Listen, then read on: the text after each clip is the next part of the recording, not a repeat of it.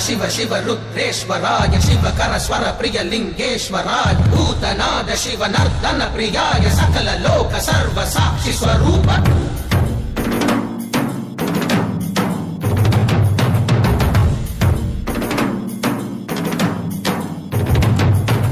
திங்கள் சூடிய நாதனே கங்கை நாடிய வேதனே அங்கை கூடிய பாகனே ஈசா ஆக்கும் போதிலவன் பிரம்மனே காக்கும் போதிலவன் விஷ்ணுவே